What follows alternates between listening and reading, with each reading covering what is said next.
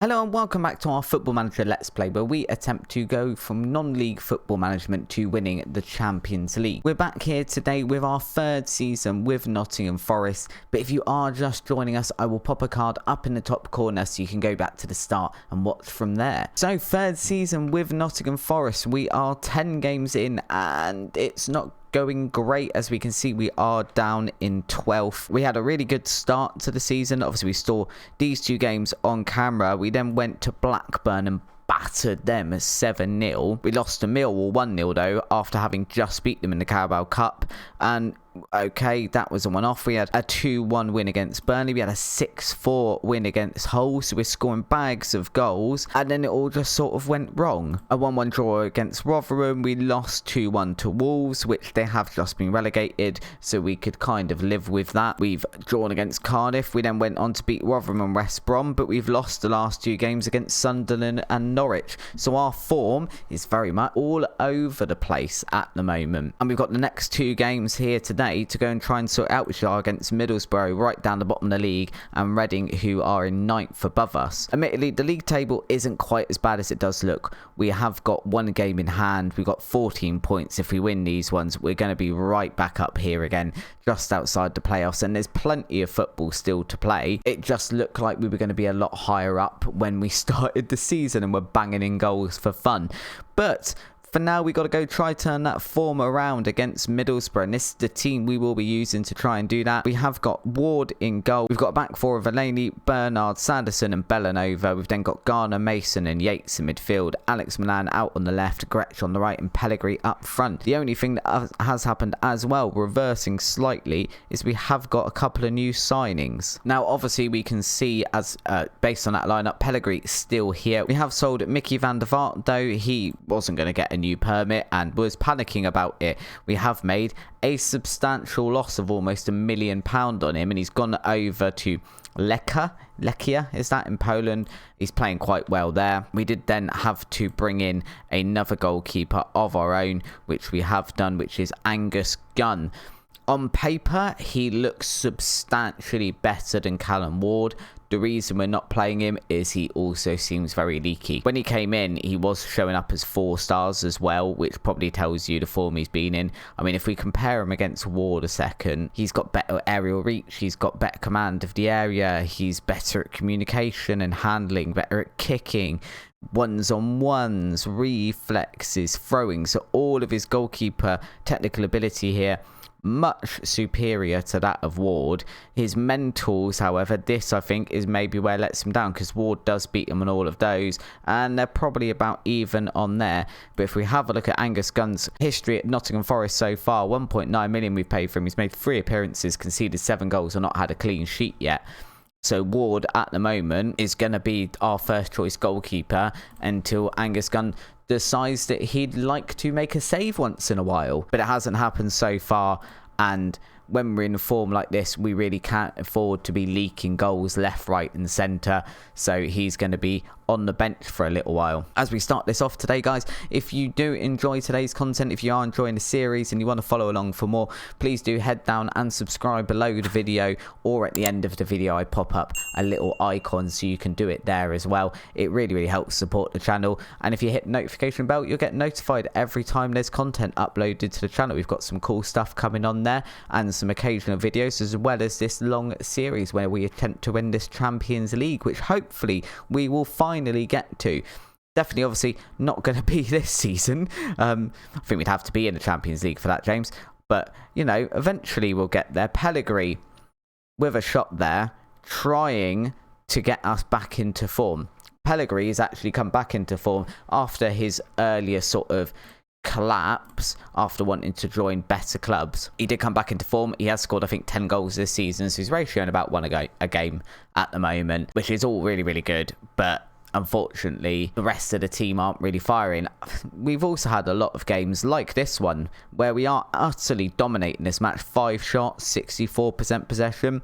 And you can see by the lack of highlights, we're not really doing a lot with it. I mean, we've had 5 shots on target, so maybe their goalkeeper's just having an absolute blinder. But we seem to have a lot of matches where we absolutely dominate the match and don't really get anything from it, which is really, really unfortunate. It does make me think maybe the tactical formation needs a little bit more tweaking. Maybe we need a little bit more of attacking emphasis in the team. I'm not really sure. Gretsch here though, trying to get a crossover to that far post. Nothing's come of it. And now Middlesbrough can probably launch a counter-attack of their own. They're not doing it very pacily, but they are slowly getting down the field. Thompson over to O'Reilly here, and there is the big ball forward. We seem to get absolutely ruined by those ones every so often.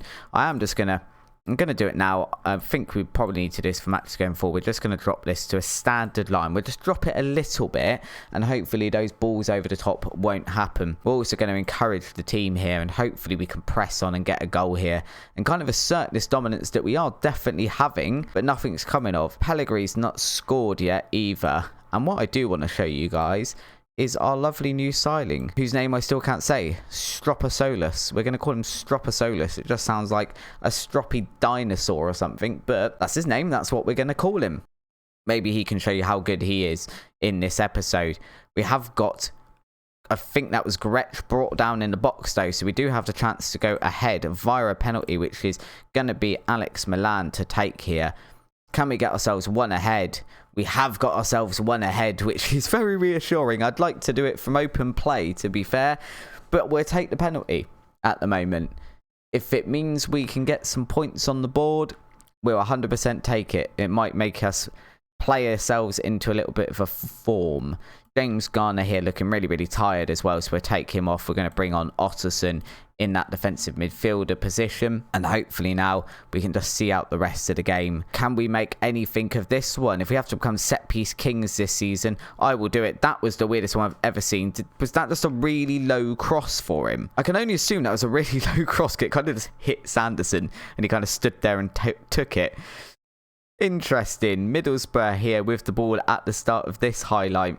And again, building very, very slowly from the back. Alex Milan has got in there and nicked it. Is he going to go for a shot of his own? He isn't. He's going to cross it over to Gretsch. Gretsch can't keep that ball down off the header, though. Very unfortunate. That was a great chance for us. I think we probably need to make our last substitution in the game now. We're going to bring Sorensen on for Bernard. Sorensen now just making his way back up to fitness. He's obviously been out for a while. He's been out for 3 or 4 months, I think, and he hasn't played a game since he's been back. He wasn't really fit enough for this match, so he's just starting on the bench as we sort of rebuild his fitness and confidence a little bit. And this win currently at the moment pulling us up to 11th place. We have got a game in hand on Blackburn, who are above us, so we could slowly start building up the table here.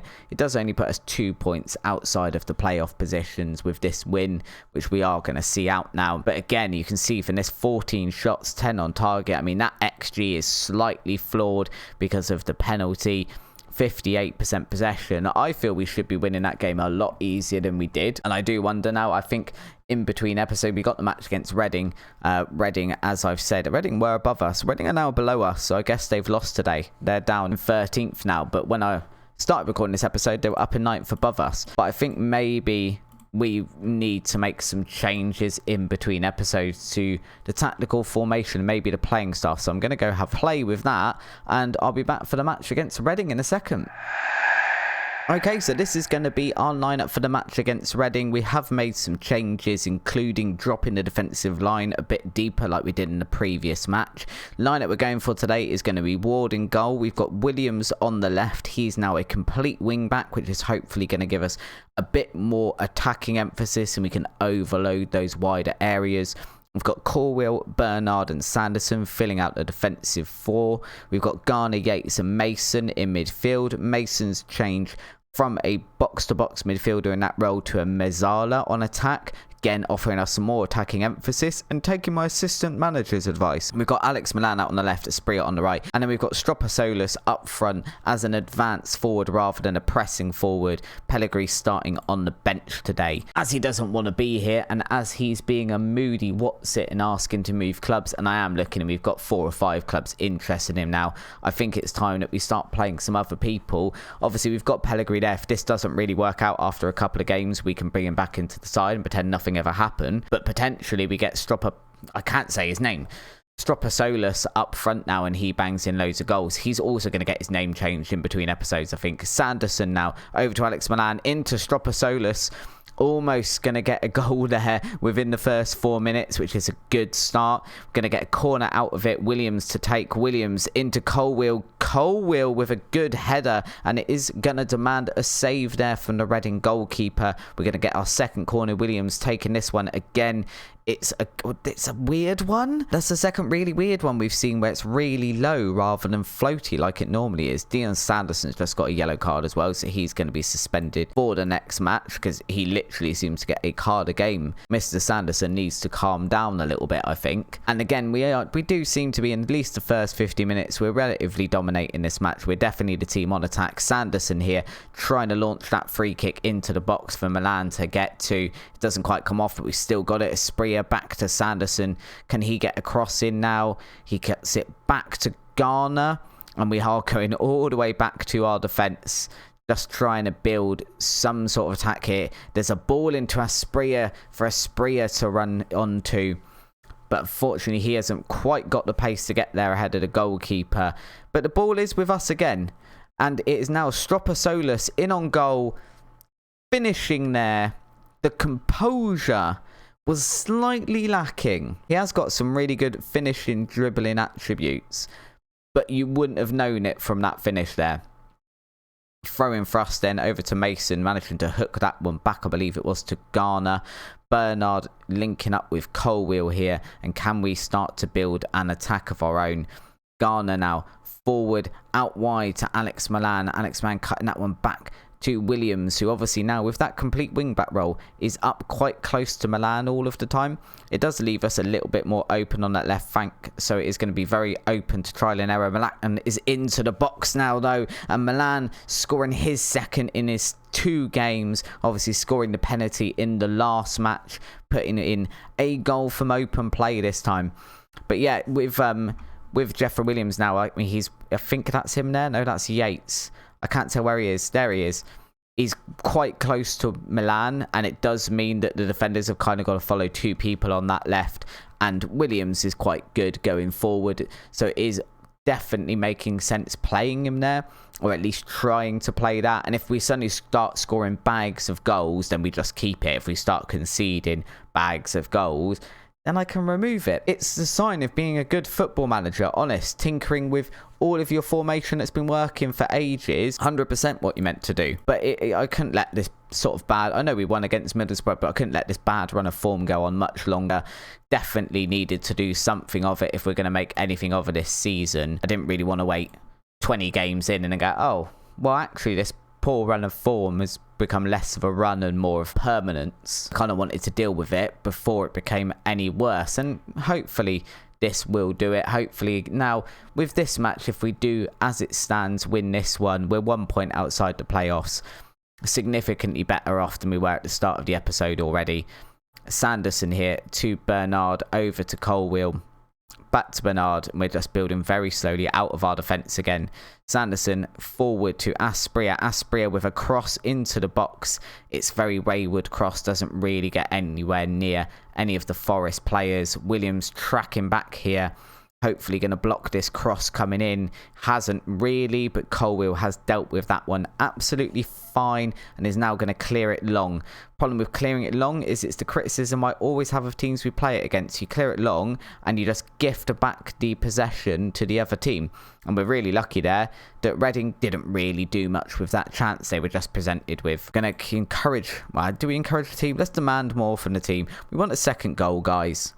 Come on now, go sort yourselves out. Alex Milan, unfortunately, is looking quite tired over on that left-hand side, so I think we're going to have to take Milan off. We'll bring on Brennan Johnson, who is the hero of our semi-final playoffs last season. He is going to get a free kick here. He has drawn the Reading goalkeeper Boyce Clark into a save as well. Williams again going to be taking the corner here.